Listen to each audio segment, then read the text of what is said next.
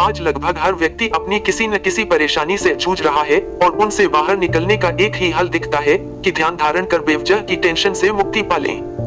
यही कारण है कि आज के समय में बहुत लोग ध्यान या मेडिटेशन की ओर आकर्षित हो रहे हैं।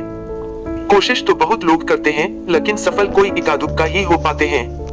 असफलता का कारण किसी व्यक्ति विशेष में नहीं है, बल्कि ध्यान की विधि में है। तंत्र की इस शाखा में इसी समस्या का हल दिया गया है। तंत्र आत्मा से शुरू होकर परमात्मा तक जाने का सीधा और सरल उपाय है। जितना सरल है उतना ही कठिनाई भरा भी है, लेकिन इसकी सबसे बड़ी खासियत यही है कि यह जैसे आप हैं वैसे का वैसा स्वीकार कर लेता है।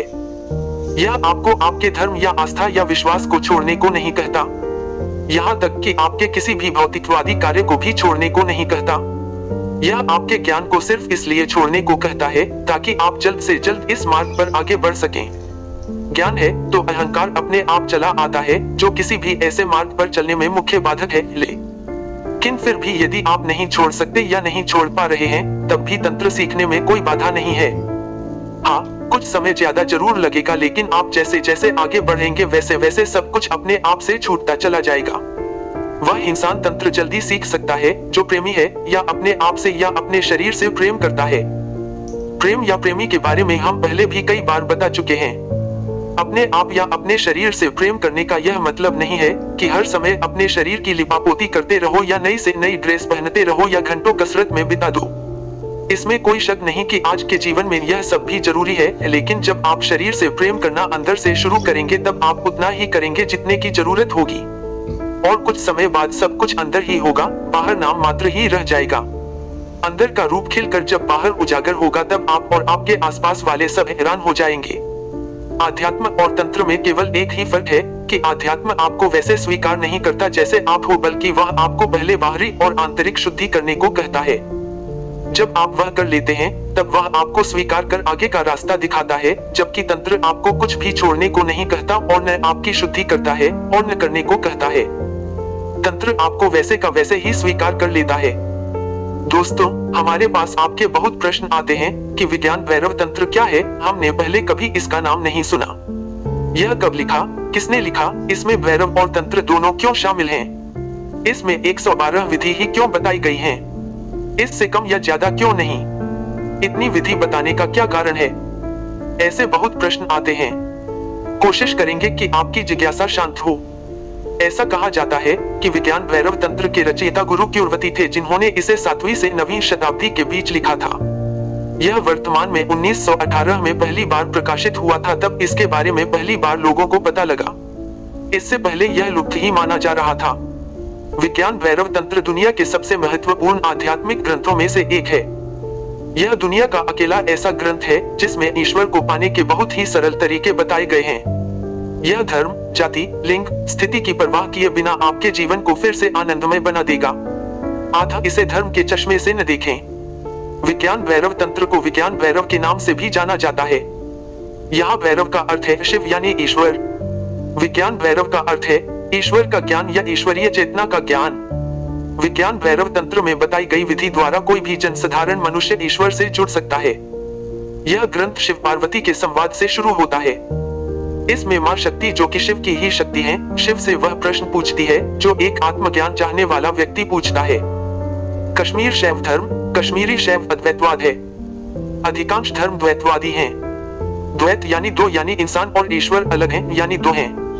द्वैतवाद हमें बताता या सिखाता है कि इंसान ईश्वर से अलग है और उसके जीवन के अंत में उसका न्याय ईश्वर द्वारा किया जाता है। कश्मीरी शैव अद्वैतवाद के दर्शन में हम ईश्वर से अलग नहीं हैं, एक ही है, केवल ईश्वर ही है। ईश्वर के अलावा कोई वास्तविकता नहीं है। कश्मीर शैववाद बताता है कि ईश्वर के साथ मिलन दो का मिलन नहीं है, क्योंकि दोनों एक ही हैं।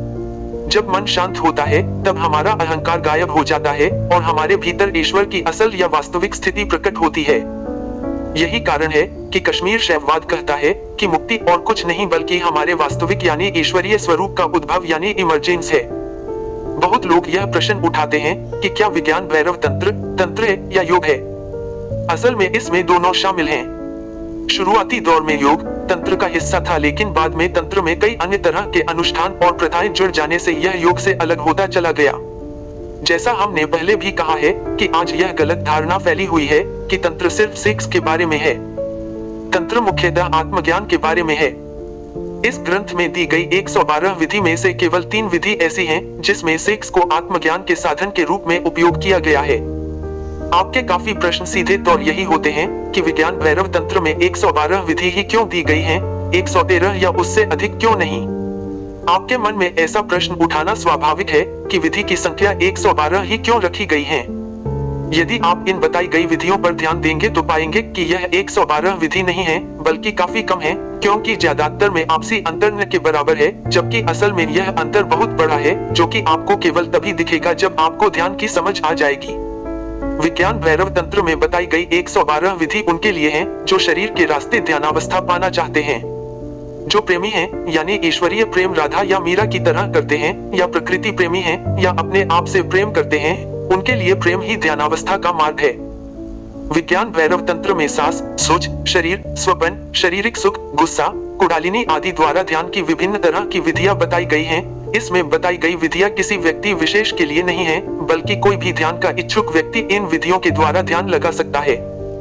जो जिस विधि के जरिए ध्यान लगा पाता है, समझिए कि वह विधि उसके लिए है। यह बात सच भी लगती है, क्योंकि एक दवाई सब रोगों के लिए नहीं हो सकती, या एक ही दवाई से सब रोग ठीक नहीं हो सकते, या एक दवाई सब प्रयोग नहीं कर सकते, क्योंकि हर व्यक्ति की मानसिक, शारीरिक, रहन सहन, देश काल, वातावरण और परिस्थिति अलग अलग है।